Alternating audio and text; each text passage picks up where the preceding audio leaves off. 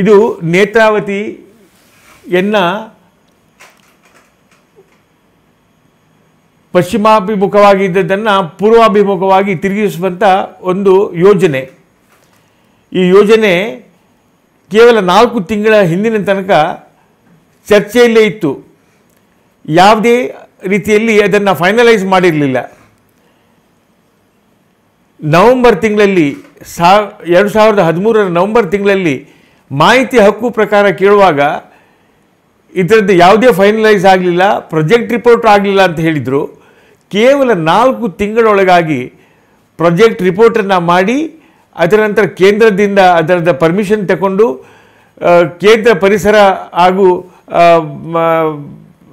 Ecology ಡಿಪಾರ್ಟ್ಮೆಂಟಿಂದ ಅದರದ್ದು permission ಸಹ ತಗೊಂಡು ಕ್ಯಾಬಿನೆಟ್ನಲ್ಲಿ ಸಹ ಪಾಸ್ ಮಾಡಿ, ಕರ್ನಾಟಕ ಸರ್ಕಾರದ ಕ್ಯಾಬಿನೆಟ್ನಲ್ಲಿಯೂ ಪಾಸ್ ಮಾಡಿ ಆಗಿದೆ ಅಂತ ಹೇಳುವಾಗ ಯಾಕೆ ಈ ರೀತಿ ಆಯಿತು ಎಂಬುದನ್ನು ನಾವು ಯಾರೂ ಹೇಳಲಿಕ್ಕೆ ಬರೋದಿಲ್ಲ. ಅದನ್ನು ರಾಜಕಾರಣಿಗಳೇ ಉತ್ತರ ಕೊಡಬೇಕು.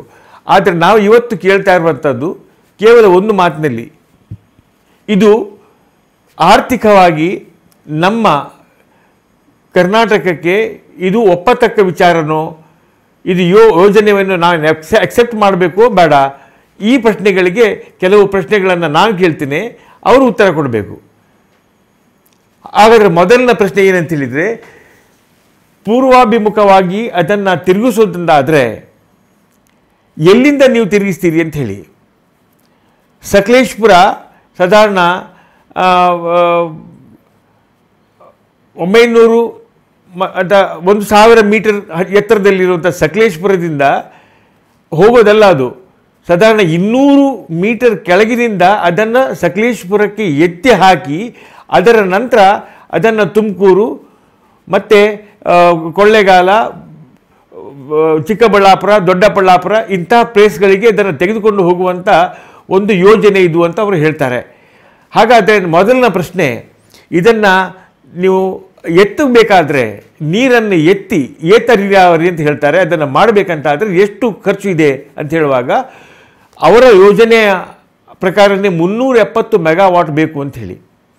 370 ಮೆಗಾವಾಟ್ ಕರೆಂಟ್ ಎಲ್ಲಿಂದ ತರ್ತೀರಿ, ನಾವು ಅಲ್ಲಿಯೇ ಮಾಡ್ತೀವಿ ಅಂತ ಹೇಳಿ ಆ ಪ್ರಾಜೆಕ್ಟ್ನಲ್ಲೇ ಇದೆ. 125ರಿಂದ 150 ಮೆಗಾವಾಟ್ ಅಲ್ಲಿಯೇ ತಯಾರು ಮಾಡೋದಂತೆ. ಅದರ ನಂತರ ಉಳಿದ ಎಕ್ಸ್ಟ್ರಾ ಇಲೆಕ್ಟ್ರಿಸಿಟಿಯನ್ನು, ವಿದ್ಯುತ್ ಶಕ್ತಿಯನ್ನು ಬೇರೆ ಕಡೆಯಿಂದ ತಂದು ಅದನ್ನು ಲಿಫ್ಟ್ ಮಾಡೋದು, ಈ ಒಂದು ಯೋಜನೆಯನ್ನು ಮಾಡ್ತಾ ಇದ್ದಾರೆ. ಮೊದಲನೇದಾಗಿ ಇಲ್ಲಿ 8 ಅಣೆಕಟ್ಟುಗಳನ್ನು, ಡ್ಯಾಮ್ಗಳನ್ನು ಕಟ್ಟುವಂಥ ಒಂದು ಯೋಜನೆ ಇದೆ. ಆ ಡ್ಯಾಮ್ಗಳನ್ನು ಎಲ್ಲಿ ಕಟ್ತಾರೆ, ಆ ಡ್ಯಾಮ್ ಕಟ್ಟುವ ಸ್ಥಳಕ್ಕೆ ಹೋಗಲಿಕ್ಕೆ ಎಷ್ಟು ಕಷ್ಟ ಇದೆ, ಆ ಡ್ಯಾಮ್ನ ಅದರ ಆಕಾರ ಹೇಗಿರ್ಬೋದು, ಅದು ಕಟ್ಟಲಿಕ್ಕೆ ಯಾವ ರೀತಿಯ ತೊಂದರೆ ಇರಬಹುದು, ಇದನ್ನೆಲ್ಲವನ್ನು ಅಲ್ಲಿ ನೋಡಬೇಕಂತಾದರೆ ಆ ಸ್ಥಳಕ್ಕೆ ಹೋಗಿ ನೋಡುವಂಥ ಒಂದು ಭಾಗ್ಯ ನಮಗೆ ಸಿಕ್ಕಿದೆ. ಅದನ್ನು ನಾವು ನೋಡೋಣ. ಇಲ್ಲಿ ಮೊದಲನೇದಾಗಿ ನಮ್ಮ ಪ್ರಶ್ನೆ, ಇದನ್ನು ಸರ್ಕಾರದವರು ಕುಡಿಯುವ ನೀರಿನ ಒಂದು ಯೋಜನೆ ಅಂತ ಹೇಳಿದ್ದಾರೆ. ಕುಡಿಯುವ ನೀರಿನ ಯೋಜನೆ ಯಾಕೆ ಅಂತ ಹೇಳಿದರೆ, ಇದರಲ್ಲಿ ಇರಿಗೇಷನ್ಗೆ ಇಲ್ಲ, ನೀರಾವರಿಗೆ ಇಲ್ಲ, ಕೈಗಾರಿಕೆಗೆ ಇಲ್ಲ, ಕೇವಲ ಕುಡಿಯುವ ನೀರಿನ ಯೋಜನೆ ಮಾತ್ರ. ಆದರೆ ಅದಕ್ಕೆ ಹೆಚ್ಚಿನ ಎನ್ವಿರಾನ್ಮೆಂಟಲ್ ಇಂಪ್ಯಾಕ್ಟ್ ಅಸೆಸ್ಮೆಂಟ್ ಅಂತ ಹೇಳ್ತಾರೆ, ಪರಿಸರದ ಕಾಳಜಿಗೆ ಮಾಡುವಂಥ ದಾಖಲೆಗಳು ಬೇಕಾಗಿಲ್ಲ, ಮತ್ತು ಪಬ್ಲಿಕ್ ಹಿಯರಿಂಗ್ ಬೇಕಾಗಿಲ್ಲ. ಅದಕ್ಕೋಸ್ಕರವಾಗಿ ಕುಡಿಯುವ ನೀರು ಅಂತ ಹೇಳಿದ್ದಾರೆ. ಆದರೆ ನಿಜವಾದ ಪ್ರಾಜೆಕ್ಟ್ ರಿಪೋರ್ಟಿಗೆ ನೀವು ನೋಡುವಾಗ ಅದರಲ್ಲಿ ಇರಿಗೇಷನ್ ಇದೆ.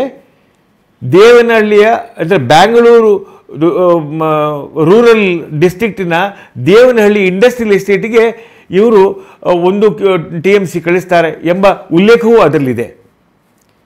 ಹಾಗಾದರೆ ಇದು ಕುಡಿಯುವ ನೀರಿನ ಯೋಜನೆ ಅಂತ ಹೇಳಿದ್ದು ಕೇವಲ ಅದನ್ನು ಸಾರ್ವಜನಿಕರು ಅಥವಾ ಅಲ್ಲಿನ ನಾಗರಿಕರು ಅದನ್ನು ವಿರೋಧಿಸಿದ ಹಾಗೆ ಅದನ್ನು ಪಾಸ್ ಮಾಡೋದಕ್ಕಾಗಿ ಮಾತ್ರ ಅದನ್ನು ಅಂಥೇಳಿ ಇದನ್ನು ರುಜುವಾತು ಮಾಡ್ತೀವಿ.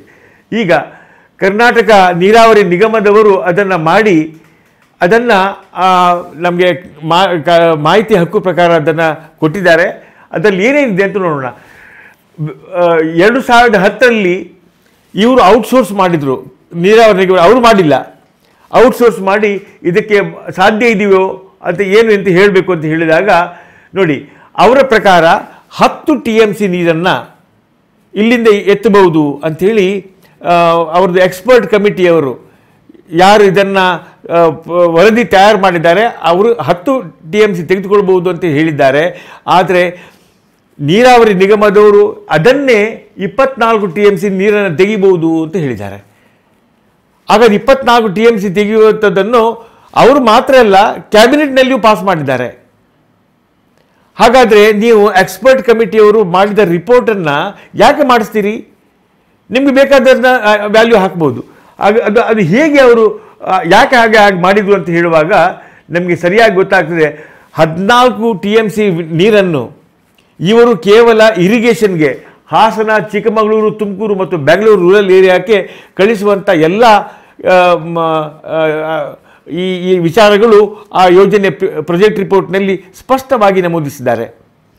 ಮೊದಲು ಹೇಳಿದರು ಕೇವಲ ಬರಪೀಡಿತ ಪ್ರದೇಶಗಳಿಗೆ ನಾವು ಕಳಿಸ್ತೇವೆ, ಕುಡಿಯುವ ನೀರು ಕಳಿಸ್ತೇವೆ ಅಂತ ಹೇಳಿ ಈಗ ಇರಿಗೇಷನ್ಗೆ, minor irrigation as well as for industrial ಪರ್ಪಸ್ಗೆ ಅವರು ಕೊಡುವಂಥದ್ದನ್ನು ಪ್ರಾಜೆಕ್ಟ್ನಲ್ಲಿ ಮೆನ್ಷನ್ ಮಾಡಿದ್ದಾರೆ. ನೋಡಿ, ಇಲ್ಲಿ ಎಷ್ಟೆಷ್ಟು ನದಿಗಳು ಇದರಲ್ಲಿ ಸೇರ್ತವೆ ಅಂತ ಹೇಳಿದರೆ ಕೇವಲ ಎತ್ತಿನ ಹೊಳೆ ಮಾತ್ರ ಅಲ್ಲ, ಕಾಡುಮನೆ ಹೊಳೆ, ಕೇರಿ ಹೊಳೆ, ಹೊಂಗದ ಹೊಳೆ ಎಂಬ ಉಳಿದ ಉಪನದಿಗಳು ಅದರಲ್ಲಿ ಸೇರಿಕೊಂಡು ಒಟ್ಟು 8 ಕಡೆಯಲ್ಲಿ ಡ್ಯಾಮನ್ನು ಎಲ್ಲೆಲ್ಲಿ ಯಾವ ರೀತಿಯಲ್ಲಿ ಮಾಡ್ತಾರೆ ಅಂತ ನೋಡಿ. ಇದು ಸಮುದ್ರ ಮಟ್ಟದಿಂದ ಸಿ ಲೆವೆಲ್ನಿಂದ 950 ಮೀಟರ್ ಹೈಟ್ನಲ್ಲಿ ಇದೆ ಅಂತ ತಾವು ಗಮನಿಸಬೇಕು. 950 ಮೀಟರ್ ಎತ್ತರದಲ್ಲಿ ಒಂದು ಡ್ಯಾಮ್ ಕಟ್ಟುವುದು ಎಷ್ಟು ಕಷ್ಟ, ಅಲ್ಲಿ ಹೋಗೋದು ಹೇಗೆ, ಆ ಸ್ಥಳಗಳನ್ನು ನಾವು ತೋರಿಸ್ತೀವಿ ನಿಮಗೆ. ಅದು ಗೂಗಲ್ ಮ್ಯಾಪ್ನಲ್ಲಿಯೂ ನೋಡಬಹುದು ನೀವು ಹೇಗೆ ಅಂತೇಳಿ. ಅದನ್ನು ನಾವೀಗ ನೋಡೋಣ. ಅವ್ರು ಹೇಳೋದು, ನಾವು ನೇತ್ರಾವತಿ ನೀರನ್ನು ತೆಗೆದುಕೊಂಡು ಹೋಗೋದಿಲ್ಲ, ನೇತ್ರಾವತಿಯಿಂದ ಈ ಫ್ಲಡ್ ಏನು ಹೇಳ್ತೀವಿ, ನೆರೆ ಬಂದ ನೀರನ್ನು ಮಾತ್ರ ತಗೊಂಡು ಫ್ಲಡ್ ವಾಟರ್ ಮಾತ್ರ ನಾವು ಇರಿಗೇಟ್ ಮಾಡ್ತೀವಿ ಅಂತ ಹೇಳ್ತಾರೆ. ಹಾಗಾದರೆ ನೇತ್ರಾವತಿಯಲ್ಲಿ ವರ್ಷಕ್ಕೆ ಎಷ್ಟು ದಿನ ನೆರೆ ಬರುತ್ತದೆ? ಅಂದರೆ ಇವರ ಪ್ರಕಾರ ನಾವು ಡ್ಯಾಮ್ ಕಟ್ತೀವಿ, ಡ್ಯಾಮ್ನಿಂದ ಓವರ್ಫ್ಲೋ ಆಗುವಂಥದ್ದನ್ನು ನಾವು ತೆಗೆದುಕೊಂಡು ಹೋಗ್ತೀವಿ ಅಂಥೇಳಿ. ಡ್ಯಾಮ್ನಿಂದ ಓವರ್ಫ್ಲೋ ಆಗುವುದು ಎಷ್ಟು ದಿನ ಇರ್ಬೋದು? ನಮ್ಮ ಪ್ರಕಾರ 90 ರಿಂದ 110 ದಿನ ಅಲ್ಲಿ ಮಳೆ ಬರ್ತದೆ. ಆದರೆ ಜೋರಾಗಿ ಮಳೆ ಬರುವಂಥದ್ದು ಕೇವಲ 10 ರಿಂದ 15 ದಿನ ಮಾತ್ರ. 10 ರಿಂದ 15 ದಿನ ಅದು ಓವರ್ಫ್ಲೋ ಆಗುತ್ತೆ. ಆ ದಿನ ಮಾತ್ರ ತಗೊಳ್ತೀರಾ, ನೀವು ಇಡೀ ವರ್ಷ ತಗೊಳ್ತೀರಾ? ಅದನ್ನೆಲ್ಲವನ್ನು ಅವರೇ ಕ್ಲಾರಿಫೈ ಮಾಡಬೇಕು. ನಾವು ಏನು ಮಾಹಿತಿ ಹಕ್ಕು ಪ್ರಕಾರ ಕೇಳ್ತೇವೆ, ಆದರೆ ಆ ಕ್ಲಾರಿಟಿಯನ್ನು ಅನ್ವಯಿಸುವುದಿಲ್ಲ ಎಂಬ ಒಂದು ತೇಪೆ ಹಾಕಿಕೊಂಡು ಅವರು ವಾಪಸ್ ಕಳಿಸ್ತಾರೆ. ನೋಡಿ, ಈಗ ಈ ಗೂಗಲ್ ಮ್ಯಾಪ್ನಲ್ಲಿ ನೀವು ಸ್ಪಷ್ಟವಾಗಿ ನೀವು ನೋಡಬಹುದು, 8 ಕಡೆಗಳಲ್ಲಿ ಈ ಡ್ಯಾಮ್ಗಳ ಸೈಟನ್ನು ಅವರು ಗುರುತಿಸಿದ್ದಾರೆ. ಇದು ಎತ್ತಿನ ಹೊಳೆ ಫ್ಲೋ ಆದರೆ ಇದು ಎಲ್ಲೆಲ್ಲಿ ಅದು ಮಾಡ್ತೀರಿ ಅಂಥೇಳಿ.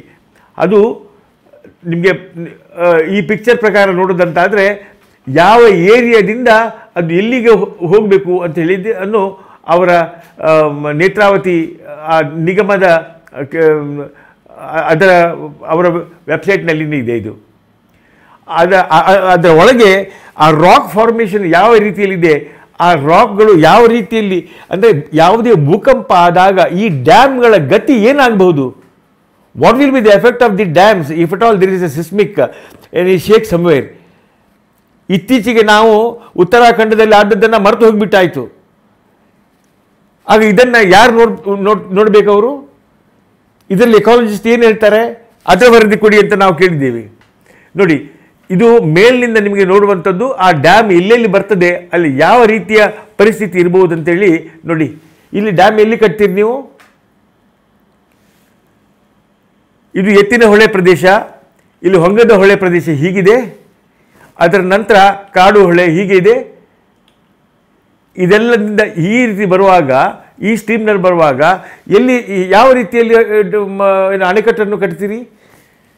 ಮಾತ್ರ ಅಲ್ಲ, ನೋಡಿ, ಇಂತಹ ಒಂದು ಪ್ರದೇಶದಲ್ಲಿ ನೇಚರ್ ಅಥವಾ ಪ್ರಕೃತಿ ಒಂದು ದಾರಿ ಮಾಡಿಕೊಂಡು ಹೋಗಬೇಕಾದ್ರೆ ಲಕ್ಷಾಂತರ ಕೋಟ್ಯಾಂತರ ವರ್ಷಗಳಲ್ಲಿ ದಾರಿ ಮಾಡಿಕೊಂಡು ಹೋಗುವಂಥದ್ದನ್ನು ಇದನ್ನು ಬಂದ್ ಮಾಡಿದರೆ ಯಾವ ರೀತಿ ಆಗ್ಬೋದು ಎಂಬುದನ್ನು ವಿಜ್ಞಾನಿಗಳು ಅದರ ಮೇಲೆ ವ್ಯಾಖ್ಯೆಯನ್ನು ನೀಡಿದ್ದಾರೆ. ನೋಡಿ, ಈ ಪ್ರದೇಶಗಳೆಲ್ಲ ಅವ್ರು ಕಟ್ತಾರೆ. ಇದೊಂದು ಆಗಬೇಕಂತಾದರೆ ಇದೊಂದು ಐಡಿಯಲ್ ಡ್ಯಾಮ್ ಹೇಗೆ ಇರಬೇಕು ಅಂತೇಳಿದರೆ ಇದು ಹೀಗೆ, ಇದು ಸ್ಟೋರೇಜ್ ವಾಟರ್, ಇದು ಹೀಗೆ ಇರ್ತದೆ. ಇಲ್ಲಿ ಒಂದು ವೇಳೆ ಯಾವುದೇ ಭೂಕಂಪ ಆಗಿ ಇದು ಕೊಲ್ಯಾಪ್ಸ್ ಆಗಿದ್ದರೆ ದಕ್ಷಿಣ ಕನ್ನಡ ಜಿಲ್ಲೆ ಅಥವಾ ಅದರ ಕೆಳಗಿನ ಪರಿಸ್ಥಿತಿ ಏನಾಗಬಹುದು? ಕೊಯ್ನಾದಲ್ಲಿ ಆದದ್ದನ್ನು ನಾವು ಮರೆತು ಬಿಟ್ಟಿದ್ದೀವಿ. ಆದರೆ ಇದೇ ಪ್ಲೇಸ್ ನೋಡಿ, ಇಲ್ಲಿ ಇದನ್ನು ಕೊಲ್ಯಾಪ್ಸ್ ಆಗಿಬಿಟ್ರೆ ಎಷ್ಟು ವಾಟರ್ ಸ್ಟೋರೇಜ್ ಇರ್ಬೋದು ಇಲ್ಲಿ. ಆಯಿತು, ಅದು ಯಾವ ರೀತಿಯಲ್ಲಿ ಅಂತೇಳಿ ನೀವು ಎಕ್ಸ್ಪ್ಲೇನ್ ಮಾಡಲಿ. ಇದು ರಿವರ್ ಒರಿಜಿನಲ್ಲಿ ಯಾವ ರೀತಿಯಲ್ಲಿ ಇದು ಈ ಮಟ್ಟಕ್ಕೆ ಅದು ಹರಿದುಕೊಂಡು ಹೋಗ್ತಾ ಇತ್ತು. ಇಡೀ ಗುಡ್ಡದಲ್ಲಿ ಮಧ್ಯದಲ್ಲಿ ಹರಿದುಕೊಂಡು ಹೋಗ್ತಾ ಇದ್ದು. ನೀವು ರಿಸರ್ವಾಯರ್ ಮಾಡಿದ ಕೂಡಲೇ ಅದರ ನೀರಿನ ಮಟ್ಟ ಹೇಳ್ತದೆ. ಆ ಮಟ್ಟ ಎದ್ದುಕೊಂಡು ಅದರ ನಂತರ ಇಲ್ಲಿಂದ ಲೀಕ್ ಆಗಲಿಕ್ಕೆ ಸ್ಟಾರ್ಟ್ ಆಗ್ತದೆ. ಅದು ಇಲ್ಲಿಯೇ ನಿಲ್ಲುವುದಿಲ್ಲ. ಅದು ಲೀಕ್ ಆಗಿ ಯಾವ ರೀತಿಯಲ್ಲಿ ಅದು ಎಫೆಕ್ಟ್ ಆಗ್ಬೋದು, ಈಚೆಗಡೆಯಲ್ಲಿ ಅದು ಇನ್ನೊಂದು ಕಾಲುವೆಗಳ ಸೃಷ್ಟಿ ಮಾಡಿಕೊಂಡು ಅದು ಮುಂದೆ ಹೋಗ್ತದೆ. ಯಾಕಂತೇಳಿದರೆ ನೋಡಿ, ಇದನ್ನು ಈ ವಾಟರ್ ಟೇಬಲ್ ಇದನ್ನು ಮಾಡಿದಾಗ, ಆಂಪ್ಲಿಫೈ ಮಾಡಿದಾಗ ಯಾವ ರೀತಿ ಆಗಬಹುದು. ಈಗ ಇಲ್ಲಿಂದ ನೀವು ನೀರನ್ನು ತಗೊಂಡು ಹೋಗ್ತೀರಾ. ಎಲ್ಲಿ ತಗೊಂಡು ಹೋಗ್ತೀರಾ? ಮೊದಲನೇದಾಗಿ ಅಲ್ಲಿಂದ ರಾಯದುರ್ಗನ ಬೆಟ್ಟ, ಎಲ್ಲಿ ಹೇಳ್ತಾರೆ ಅವರು, ಹಾರೋನಹಳ್ಳಿ ಅಂತೇಳಿ ತುಮಕೂರು ತಾಲೂಕಿಗೆ ಅಲ್ಲಿಗೆ ತಗೊಂಡು ಹೋಗ್ತಾ ಇರುತ್ತೆ. ಗ್ರಾವಿಟಿ ಚಾನಲ್, ಅಲ್ಲಿ ದೇವರಾಯನ ದುರ್ಗ ಅಂತ ಇದೆ. ಅಲ್ಲಿ ಒಟ್ಟು ಅದು ಸಾಧಾರಣ 585 ಕಿಲೋಮೀಟರ್ ತನಕ ಪೈಪ್ನಲ್ಲಿ ತಗೊಂಡು ಹೋಗ್ತೀರಾ, ಯಾವುದ್ರಲ್ಲಿ ತಗೊಂಡು ಹೋಗ್ತೀರಿ? ಆಯಿತು, ತಗೊಂಡು ಹೋಗಿ ಅಲ್ಲಿ ಏನು ಮಾಡ್ತೀರಾ? ಪ್ರಶ್ನೆ ಇಷ್ಟೇ, ಕೋಲಾರದಲ್ಲಿ ಫ್ಲೋರೈಡ್ ಇದೆ ಮತ್ತು ಇನ್ನು ಯಾವ್ಯಾವ ಪ್ಲೇಸ್ ಅವರು ಹೇಳಿದ್ದಾರೆ ಅಲ್ಲೆಲ್ಲ ಫ್ಲೋರೋಸಿಸ್ ಅಂತ ಒಂದು ರೋಗ ಬರ್ತಾ ಇದೆ, ಅಲ್ಲಿ ಮಣ್ಣಿನಲ್ಲಿ ಫ್ಲೋರೈಡ್ ಇದೆ ಅಂಥೇಳಿ. ಅಲ್ಲಿ ಹೋಗಿ ಇವರು ಸ್ಟೋರ್ ಮಾಡೋದಿಲ್ಲಿ ಅದೇ ಪ್ಲೇಸ್ನಲ್ಲಿ. ನಾವು ಆ್ಯಂಟಿ ಫ್ಲೋರೈಡನ್ನು ಟ್ರೀಟ್ಮೆಂಟ್ ಪ್ಲ್ಯಾಂಟ್ ಯಾಕೆ ಹಾಕಬಾರ್ದು? ಅಲ್ಲಿ ಸಾಧಾರಣ 78 ಸೆಂಟಿಮೀಟರ್ ಮಳೆ ಬರ್ತಾ ಇದೆ.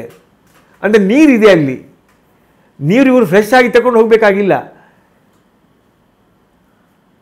ಈಗ ಉಳಿದ ನೀರನ್ನು 14 TMC ವಾಟರನ್ನು ಇವರು ತೆಗೆದುಕೊಂಡು ಹೋಗಿ ಎಲ್ಲ ಕಡೆಯಲ್ಲಿ ಕೆರೆಗಳನ್ನು ತುಂಬಿಸೋದು. ಅದನ್ನು ಮೆನ್ಷನ್ ಮಾಡಿದ್ದಾರೆ. ಕೇವಲ ಕುಡಿಯೋದು ಮಾತ್ರ ಅಲ್ಲ, ಕೆರೆಗಳನ್ನು ತುಂಬಿಸುವುದಂತೆ, ಕೆರೆಗಳನ್ನು ರೀಚಾರ್ಜ್ ಮಾಡೋದಂತೆ. ಕೆರೆಗಳನ್ನು ರೀಚಾರ್ಜ್ ಮಾಡಬೇಕಂತಂದರೆ ಇಲ್ಲಿಂದ ನೀರು ಕೊಡುವ ಹೋಗಬೇಕಾಗಿಲ್ಲ. ಈಗ ಇರುವ ಹೂಳನ್ನು ತೆಗೆದುಬಿಟ್ರೆ, ಆ ಸಿಲ್ಟನ್ನು ತೆಗೆದುಬಿಟ್ರೆ naturally the whole charge will take place. Anna Hazare ಅವರು ರಾಲೇಗಾಂವ್ ಸಿದ್ಧಿಯಲ್ಲಿ ಮಾಡಿದ್ದಾರೆ. ಯಾಕೆ ಅದನ್ನೆಲ್ಲ ನಾವು ನೋಡಿ ಅದನ್ನು ಮಾಡಬಾರ್ದು? ಈ ಎಲ್ಲೆಲ್ಲಿ ಬೆಟ್ಟ ಇದೆ ಅಲ್ಲೆಲ್ಲಿ ನೀರನ್ನು ಯಾವ ರೀತಿಯಲ್ಲಿ ಅದನ್ನು ಭೂಮಿಯೊಳಗೆ ಅಂತರ್ಜಲಕ್ಕೆ ಸೇರಿಸಬಹುದು ಎಂಬುದನ್ನು ಅವರು ಡೆಮಾನ್ಸ್ಟ್ರೇಷನ್ ಮಾಡಿದ್ದಾರೆ. ಅದಕ್ಕೆ ಇಲ್ಲಿಂದ ಪೈಪ್ನಲ್ಲಿ ನೀರು ತಗೊಂಡು ಹೋಗಬೇಕಾಗಿಲ್ಲ. ಆ ಪೈಪ್ನಲ್ಲಿ ನೀರು ತೆಗೆದುಕೊಂಡು ಹೋಗಬೇಕಾದ್ರೆ 2010 ತನಕ ಅವರದ್ದು ಕ್ಯಾಲ್ಕುಲೇಷನ್ ಇತ್ತು 8,000 ಕೋಟಿ ರೂಪಾಯಿ ಬೇಕು ಅಂಥೇಳಿ. ಈಗ ಅದನ್ನು ಇನ್ಕ್ರೀಸ್ ಮಾಡಿಕೊಂಡು ಅವರು